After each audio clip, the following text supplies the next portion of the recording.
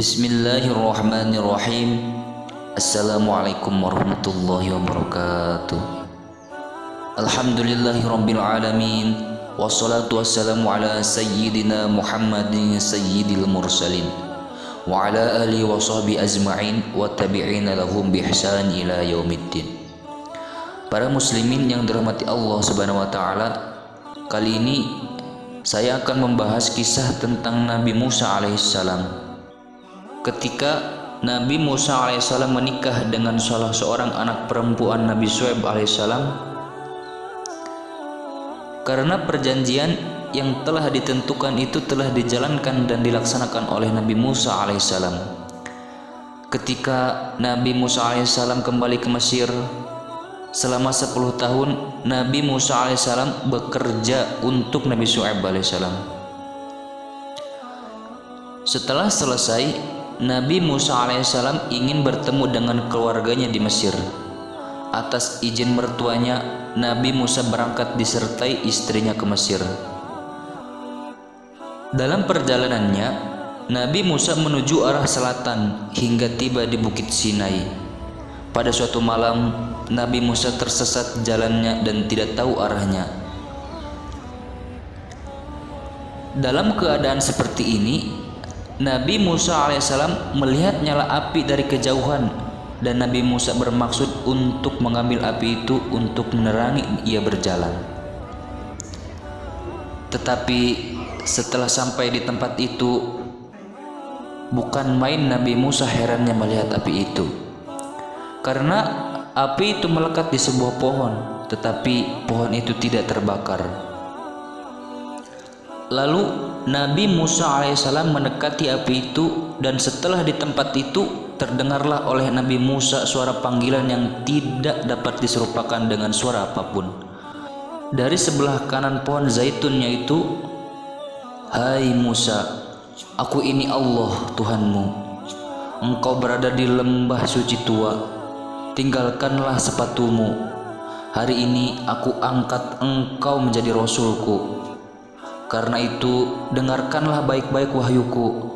Aku adalah Allah dan tidak ada Tuhan melainkan aku. Karena itu jalankanlah perintah-perintahku. Kerjakanlah sembahyang agar engkau selalu ingat kepadaku. Kiamat pasti terjadi. Aku sembunyikan tanda-tandanya agar tiap-tiap diri nanti dinilai amal perbuatannya. Jangan kamu ragu-ragu tentang ini. Jangan kamu ikuti paham orang yang tidak beriman, yang akan mencelakakan kamu kelak nanti." Ketika itu Nabi Musa alaihissalam membuka sepatunya. Hatinya sangat berdebar-debar. Tiba-tiba terdengar suara lagi, "Lemparkanlah tongkat itu." Lalu Nabi Musa alaihissalam melemparkan tongkatnya itu. Tiba-tiba tongkat itu berubah menjadi seekor ular yang sangat besar, memburu ke arah Musa. Lalu Musa lari ketakutan. Tuhan berfirman kepadanya, "Janganlah takut hai Musa. Sesungguhnya seorang yang telah diutus menjadi rasul tidak pernah takut. Peganglah kembali, pasti ia kembali seperti semula menjadi tongkat." Nabi Musa alaihissalam memegang ular itu, kemudian kembali menjadi tongkat. Lalu Allah Subhanahu wa taala berfirman kepada Nabi Musa, "Kepitlah tanganmu ke ketiakmu." Lalu Nabi Musa mengepitkan tangannya. Kemudian tangannya mengeluarkan cahaya putih cemerlang. "Kalau engkau merasa takut, kepitlah tanganmu. Engkau pasti tidak akan gemetar menghadapi siapapun. Nah, sekarang pergilah ke Mesir. Sesungguhnya Raja Fir'aun sudah durhaka melampaui batasnya."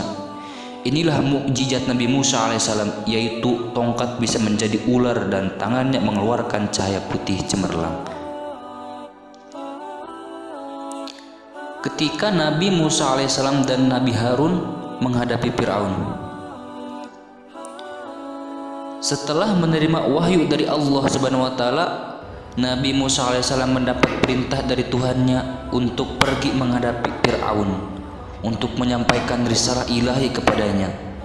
Karena merasa mempunyai kekuasaan yang besar di Mesir, sehingga Raja Fir'aun makin lama makin sombong. sewenang-wenang, bahkan menganggap dirinya sebagai Tuhan. Untuk menghadapi Raja Firaun, Nabi Musa alaihissalam memerlukan keberanian. Maka Nabi Musa alaihissalam memohon kepada Allah agar melapangkan dadanya, jelas dan fasih dalam berbicara, serta menjadikan Nabi Harun saudaranya sebagai pembantunya dan menyampaikan risalahnya yang berat ini. Kemudian Allah SWT mengabulkan semua permohonannya. Setelah permohonan Nabi Musa alaihissalam dikabulkan oleh Allah SWT, Nabi Musa alaihissalam dan Nabi Harun menemui Raja Fir'aun. Ketika itu Raja Fir'aun pun terkejut melihat kedatangan mereka. Nabi Musa alaihissalam mengingatkan Raja Fir'aun bahwa ia bukan Tuhan. Lalu Nabi Musa alaihissalam memerintahkan Raja Fir'aun untuk membebaskan Bani Israel. Mendengar perkataan Nabi Musa alaihissalam, Raja Fir'aun bukan main-main marahnya dan bermaksud untuk memenjarakannya. Kemudian Nabi Musa alaihissalam menunjukkan tanda kebenaran dakwahnya dengan memperlihatkan mukjizat yang diberikan Allah SWT agar Raja Fir'aun percaya kepada kenabiannya. Untuk menghadapi mukjizat Nabi Musa alaihissalam, Raja Fir'aun mengumpulkan tukang-tukang sihir kerajaan untuk bertanding melawan Musa di suatu arena yang telah ditentukan waktu dan tempatnya. Di antara mereka ada yang melemparkan tali, tongkat, maka berubahlah tongkat dan tali itu menjadi ular yang menjalar.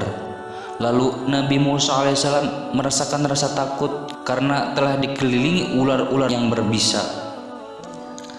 Lalu Tuhan memerintahkan kepada Nabi Musa dengan firman-Nya dalam Al-Quran surat At-Taha ayat 69, wa alqi ma fi yaminika talqaf ma suna'u innama suna'u kaida sahir wa la yuflihus sahiru haitsu ata. Dan lemparkan apa yang ada di tangan kananmu, niscaya ia akan menelan apa yang mereka buat itu hanyalah tipu daya sihir belaka, dan tidak akan menang pesihir itu dari manapun ia datang. Kemudian semua ahli sihir itu tunduk sujud kepada Nabi Musa alaihissalam sebagaimana diterangkan dalam Al-Quran surat At-Taha ayat 70, fa'ulqiyas saharatu sujadan qalu amanna bi rabbi Harun wa Musa. Lalu para sihir itu merunduk bersujud seraya berkata, kami telah percaya kepada Tuhan Nabi Harun dan Nabi Musa alaihissalam. Karena melihat tukang sihir telah beriman kepada Nabi Musa alaihissalam, demikian pula istrinya Aisyah, maka Fir'aun bertambah marah sehingga istrinya disiksa sampai mati. Demikian juga orang-orang yang beriman kepada Tuhan Nabi Musa alaihissalam. Dan akhirnya Nabi Musa alaihissalam bersama orang-orang yang beriman lari dari negeri Mesir. Setelah mereka tidak berdaya lagi di negeri Mesir, maka dikejarlah mereka sampai ke pantai Laut Merah. Setelah tiba di pantai Laut Merah, Nabi Musa alaihissalam bersama pengikutnya. Lalu Nabi Musa alaihissalam mengangkat tongkatnya untuk membelah Lautan Merah menjadi dua. Setelah itu Nabi Musa alaihissalam berserta para pengikutnya berjalan melalui laut pantai merah itu. Sewaktu Raja Fir'aun dan bala tentaranya mengejar dari belakang, dan ketika mereka sampai di pertengahan laut itu, maka air laut pun kembali menjadi satu. Kemudian mereka tenggelam semuanya sebagai firman Allah dalam Al-Quran, fatba'uhum fir'auna bijunudihi faghashiyahum minal yammi ma ghashiyahum. Kemudian Raja Fir'aun dan bala tentaranya mengejar mereka, tetapi digulung ombak lalu mereka tenggelam. Kemudian Fir'aun dan bala tentaranya mengejar mereka, tetapi digulung ombak laut yang menenggelamkan mereka. Demikianlah keterangan tentang berakhirnya Raja Fir'aun bersama bala tentaranya yang tenggelam di Laut Merah. Setelah Raja Fir'aun dan bala tentaranya tenggelam, Nabi Musa alaihissalam pergi ke Gunung Sinai menerima wahyu dari Allah Subhanahu wa taala, yaitu kitab Taurat. Selama 40 malam Nabi Musa alaihissalam meninggalkan umatnya dan menyerahkan penjaga mereka kepada Nabi Harun alaihissalam. Di sana Nabi Musa alaihissalam berpuasa selama 30 hari. Namun kemudian puasanya disempurnakan menjadi 40 hari. Dalam keadaan suci itu, Nabi Musa alaihissalam mendengar firman Allah Subhanahu wa taala secara langsung. Nabi Musa alaihissalam lalu dikaruniai kitab Taurat yang berisi nilai-nilai dan pedoman hidup bagi umatnya.